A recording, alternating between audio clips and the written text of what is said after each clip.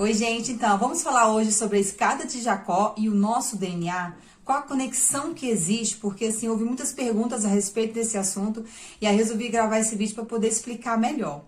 E, gente, entenda algo, a Bíblia é um livro muito profundo.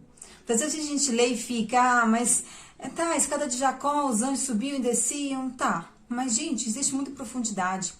A visão que Jacó teve é para nossa geração, porque hoje nós conseguimos decodificar aquilo que foi mostrado a ele, né? Em um sonho, onde ele via anjos descendo e subindo, uma escada posta no céu. Ali é um acesso dimensional entre céus e terra. E aí eu vou explicar melhor para vocês. E a gente vai iniciar estudando o DNA. O DNA, ácido desoxirribonucleico, é uma molécula presente no núcleo das células que carrega toda a informação genética. Ele foi descoberto em 1869, mas teve a sua estrutura descrita apenas em 1953. O modelo utilizado para descrever a estrutura de DNA foi chamada de dupla hélice. Nesse sentido, o DNA pode ser comparado a uma escada em caracol, onde as bases nitrogenadas formam os degraus e as cadeias de açúcar e fosfato são os corrimões. Engraçado, né, gente? A mesma visão que Jacó teve há 2000 anos antes de Cristo, na era dos patriarcas. O DNA é um livro interdimensional. Não é somente o responsável pela construção do nosso corpo, mas ele também atua como um armazenador de dados e comunicação. Vou mostrar para vocês uma reportagem que vai exemplificar isso melhor. O DNA pode revolucionar o armazenamento de dados, entenda. O crescimento exponencial na produção de informação digital pode nos levar, nos próximos anos, a um esgotamento do espaço de armazenamento disponível no mundo.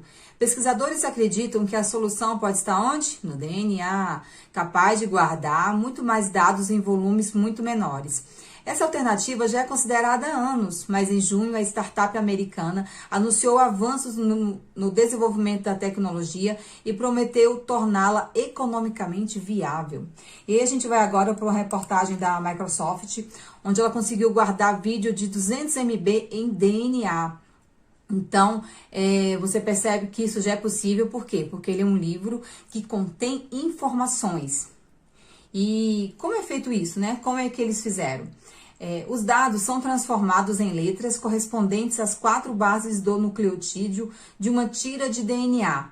O A de adenina, C de citosina, guanina e timina.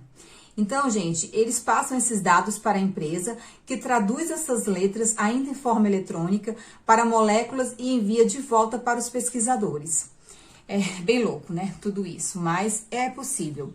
Então, gente, deu para perceber que o DNA é um livro. Ele contém informações. E agora a gente vai compreender o que a Bíblia diz sobre esse livro.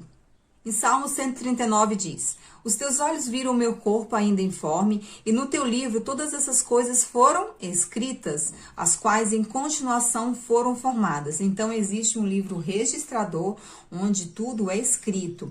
E tudo que acontece conosco é anotado. Porque em Salmo 56 diz: registra tu mesmo o meu lamento, recolhe as minhas lágrimas em teu odre. Acaso não estão anotadas em teu livro?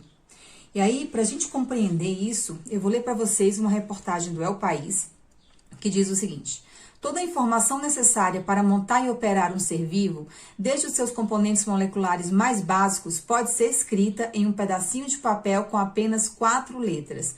O texto é o genoma completo do organismo. O alfabeto são as chamadas bases nitrogenadas, unidades químicas emparelhadas que formam cada porção da dupla hélice do DNA. Adenina, timina, citosina e guanina.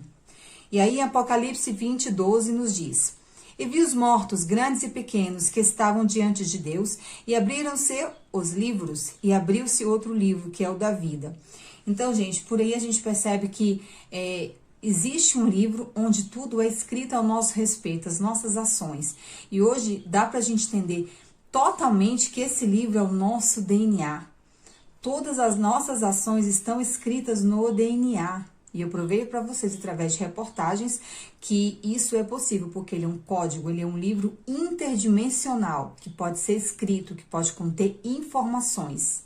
Então, agora que nós compreendemos o que é o DNA, que é um livro interdimensional, que lá está escrito tudo ao nosso respeito, todas as nossas ações, as nossas palavras estão lá. Essas informações estão conectadas ao DNA. Porque a gente lê e fica, né? A gente lê, às vezes, a Bíblia e fica imaginando que tem um livro no céu onde o anjo com a pena está anotando tudo que a gente está fazendo. Mas existe muita profundidade nas escrituras. E hoje, com as informações que nós temos, por exemplo, da decodificação do DNA, da estrutura dele, a gente pode compreender, e eu mostrei para vocês através de reportagens que ele é sim um armazenador de dados. Existe uma escrita no DNA. E a Bíblia já mostrava isso, só que a gente não tinha compreensão. E agora eu vou explicar para vocês sobre a escada de Jacó. Gênesis 28 diz: Jacó sonhou e eis uma escada posta na terra, cujo topo tocava nos céus. Então aqui a gente percebe um acesso dimensional entre céus e terra. E eis que os anjos de Deus subiam e desciam por ela, por essa escada, por esse acesso dimensional entre o celestial e o natural. Anjos no hebraico significa malar, mensageiros. A gente até lembra, né, do RNA, mensageiro. A terra significa Hadamá no hebraico, que é o quê? O barro. E do que nós somos feitos? Do barro, da terra. Então, essa escada tocava no barro e chegava aos céus. Então, o nosso DNA conecta a nossa matéria biológica aos céus. E aí a gente vai ler um versículo que fala assim, no versículo 16. Acordando, pois, Jacó do seu sono, disse: na verdade, o Senhor está nesse lugar e eu não sabia. Então, o Senhor estava naquele lugar, naquela escada, e ele não sabia. E aí, hoje, com as informações que nós temos, nós compreendemos que o nome do nosso Criador, Yahweh, está no nosso DNA. Porque o DNA possui pontes que obedecem a uma ordem estabelecida. O nome do Criador une as duas partes do DNA. Então, o Deus de toda a criação deixou a sua assinatura dentro do nosso DNA, dentro do corpo humano, a assinatura da sua criação. Nós vamos continuar lendo a partir do versículo 17. E temeu e disse: quão terrível é este lugar! Este não é outro lugar senão a casa de Deus, e esta é a porta dos céus. Então, gente, compreendam. Jacó estava dizendo que no lugar onde ele tinha visto essa escada, né, que fazia esse acesso dimensional entre céus e terra, que hoje compreendemos com as informações que temos, que ela representa o nosso DNA, que também possui uma estrutura de escada, ele está dizendo que esse lugar não é outro senão a casa de Deus. Compreenda. E aí nós vamos ler Hebreus 3. Moisés foi fiel em toda a sua casa como servo, para testemunho das coisas que se haviam de anunciar. Mas Cristo como filho sobre a sua própria casa, a qual casa somos nós. Então nós somos a verdadeira casa do Altíssimo. Nós somos o verdadeiro templo do Criador. Por quê? Porque o seu Espírito habita em nós.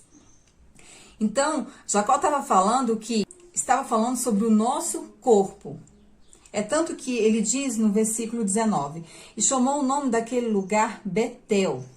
E Betel significa o quê, gente? Casa de Deus.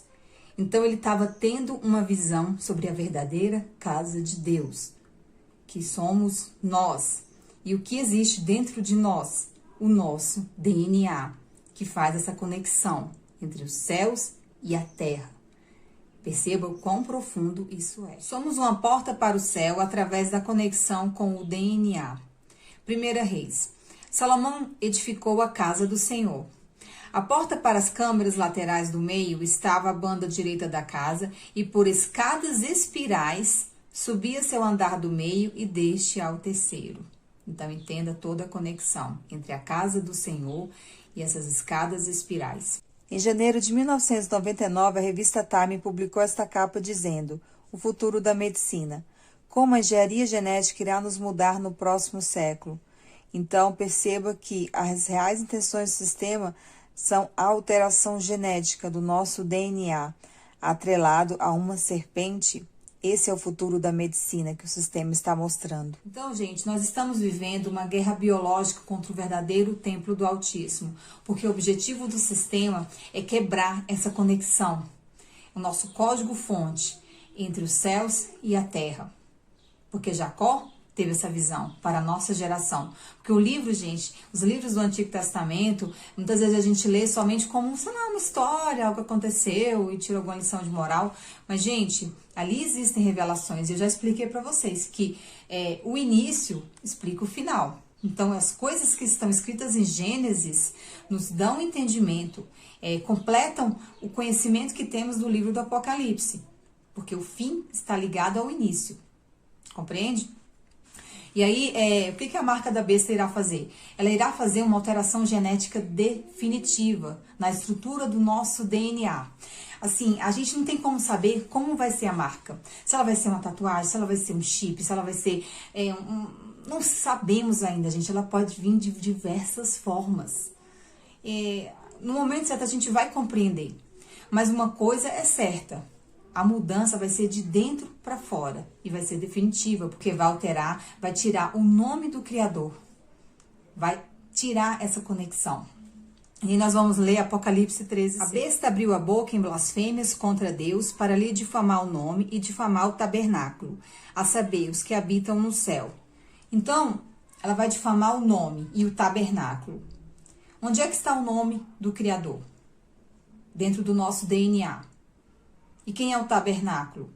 Quem é a morada do Altíssimo? Onde é que está a habitação do Altíssimo?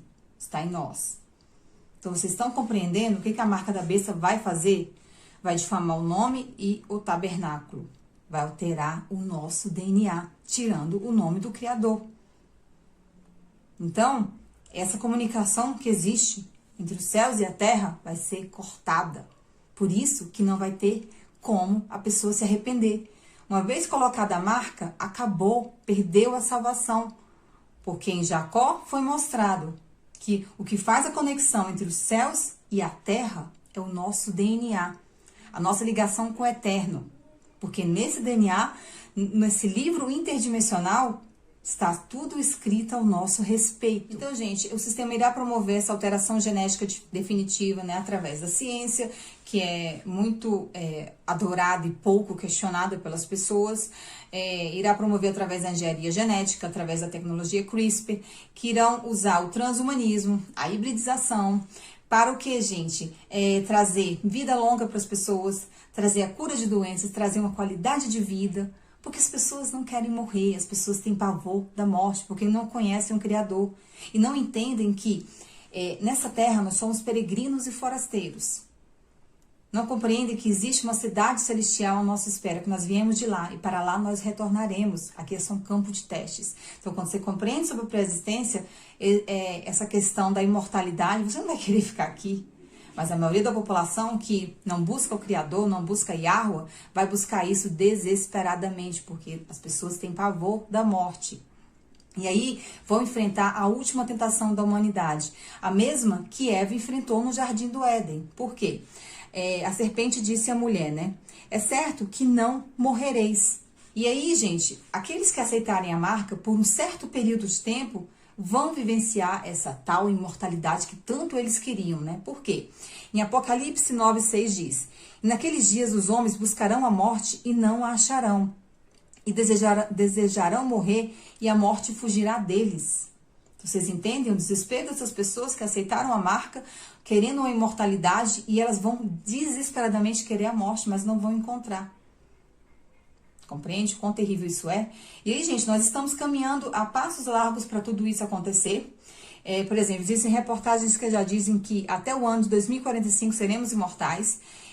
Outros dizem assim: humanos poderão comprar a imortalidade a partir de 2050 e a engenharia genética está próxima de alcançar o seu santo graal, tornando os homens imortais. Então, gente, tudo está conectado ao DNA. Gênesis e Apocalipse, a Bíblia é um livro também de conduta genética. E assim, não existe nada de novo debaixo do sol.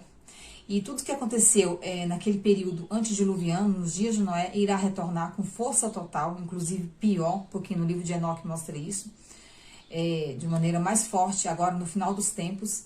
E tudo está ligado à alteração genética no DNA humano. Então, guarde, conserva o que você tem, para que você não perca a tua coroa. E aí eu vou finalizar falando o que Paulo escreveu. Se alguém destruir o templo de Deus, Deus o destruirá, porque o templo de Deus, que sois vós, é santo, é sagrado. Então proteja o teu DNA, porque ele é que faz a conexão entre os céus e a terra. E foi isso que o Criador quis mostrar através da visão de Jacó. Então é isso, gente. Fiquem na paz do Eterno.